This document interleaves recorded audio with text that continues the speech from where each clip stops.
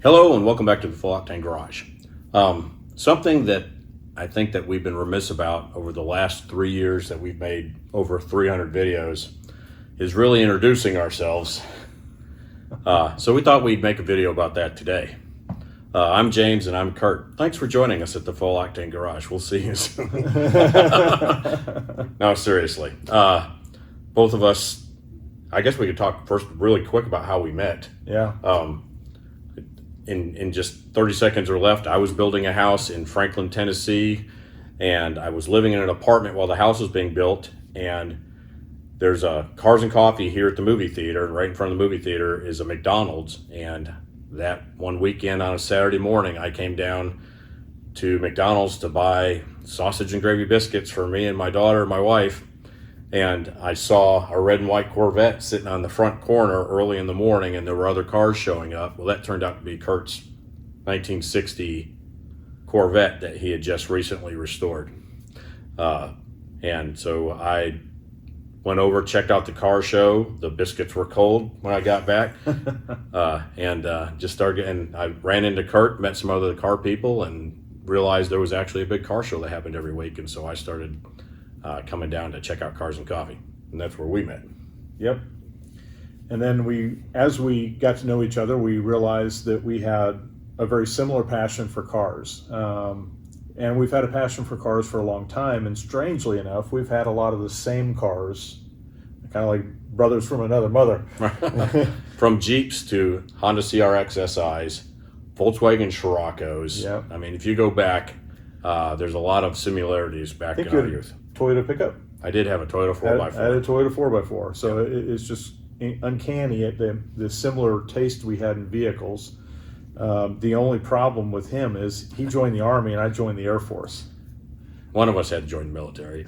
One of us had to join the country club, so we're all right. So just real quick, I'll do me first. Sure.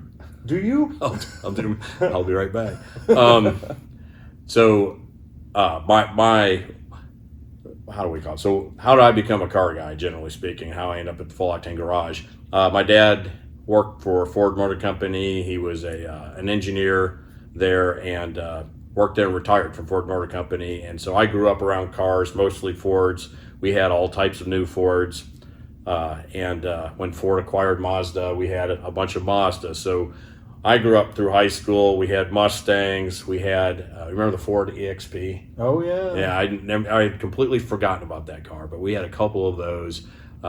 Just about every version of the RX-7, RX-8 family line my dad had. When I went to high school, my first car was a 1974 Grand Torino with a 351 Cleveland, like just a year or two after the Starsky and Hutch car.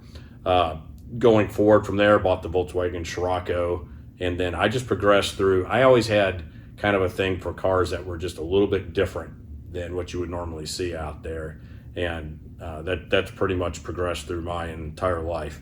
Where did the Jags come in? When I was in high school, a buddy of my brother and I had a 74 Jaguar E-Type that he used to drive to high school. His dad was the orthodontist in town.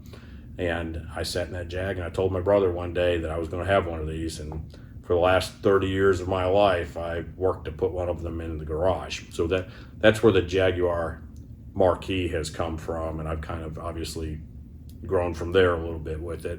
But I've also kind of spread my horizons on it. Well, and why did you join the military? To pay for a car? That's right. Yeah, when I went in there, I spent 21 years in the Army Reserve. A good portion of it was active duty through deployments and schools. But when I went into my recruiter, he asked me what type of job I wanted, and I said, give me the longest training that you have, because I want to pay my Volkswagen Scirocco off. And he said, well, we've got this airborne thing. And I said, I really don't care, just sign me up for whatever. And little I know, I'd signed up to jump out of airplanes for the next 20 years of my life.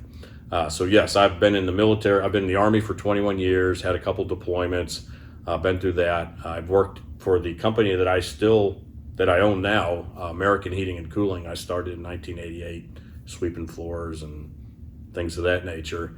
And I've been there for, again, 31 years. But the car thing, I've always had unusual cars, but not collector cars or anything of that nature until I met Curt, got involved with the Corvettes and things like that. Love the 60 Vets, one of my favorite cars.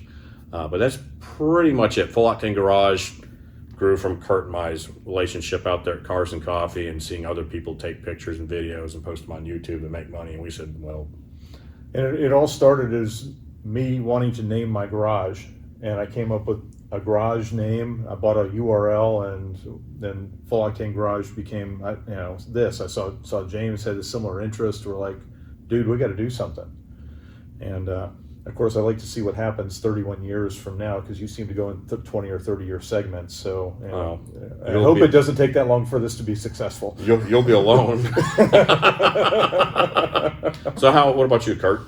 So ever since I was about 8 years old, I can remember myself craving anything with an engine. Lawnmowers, mini bikes. I know my neighbor had a mini bike, which is really cool. Honda Trail 70. I just fell in love with that thing.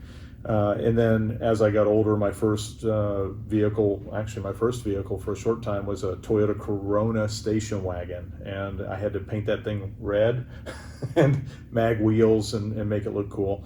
And I was able to beat the Pinto, and that was about it.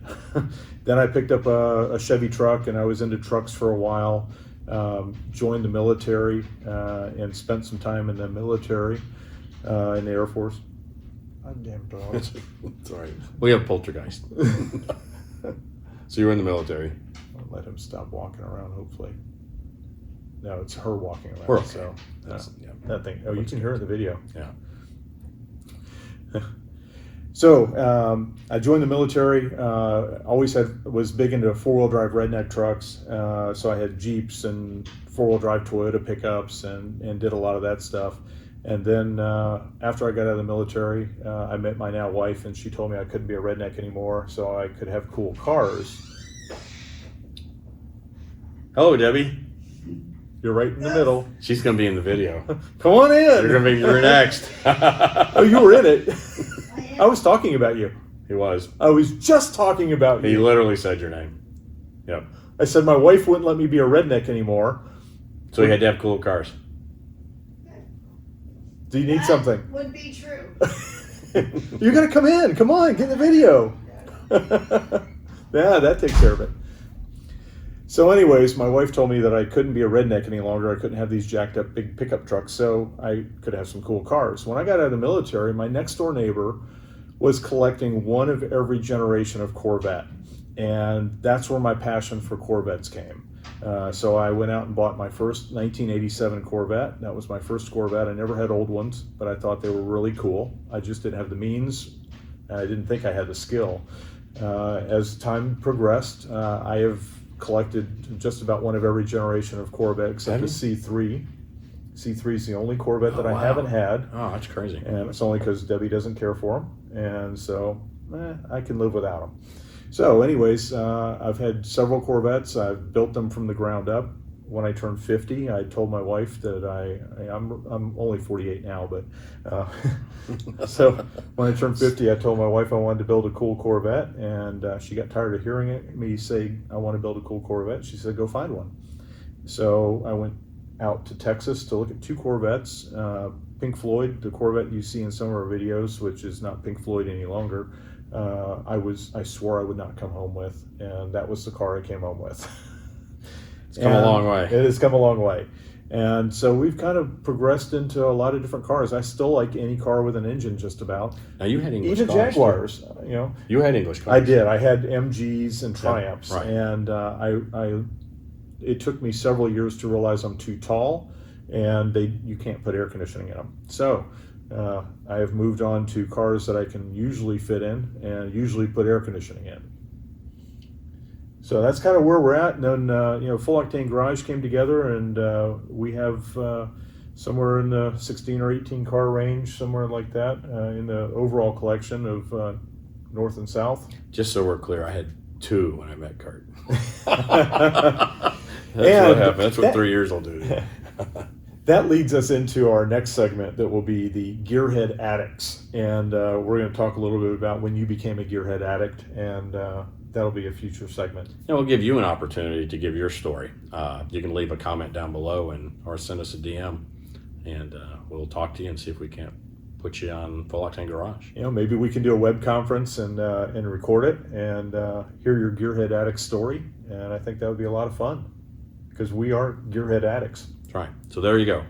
That is the origination of Full Octane Garage and the 2 main components here, Curt and James.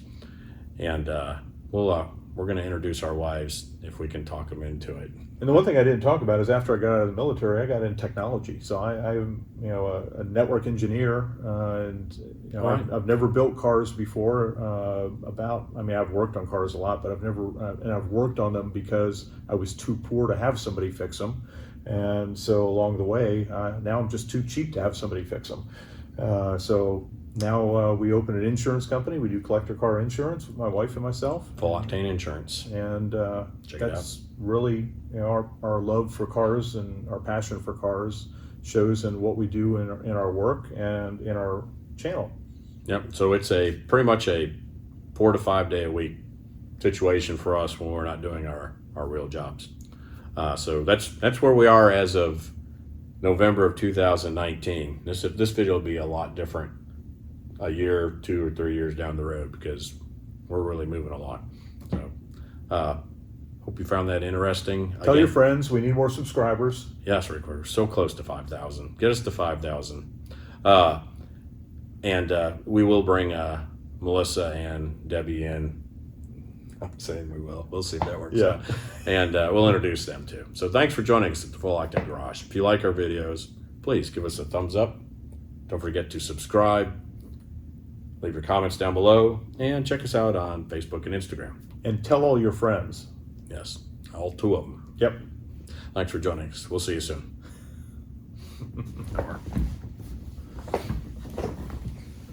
I think we're good. Okay.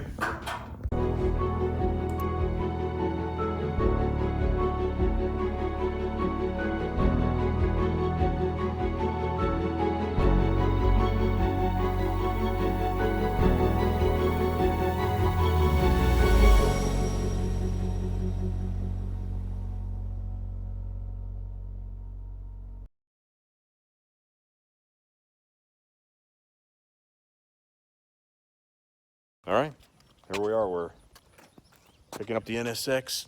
Got some much needed work done to it.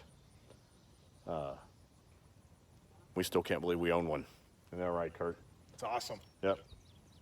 This is the car that you 2 bought us.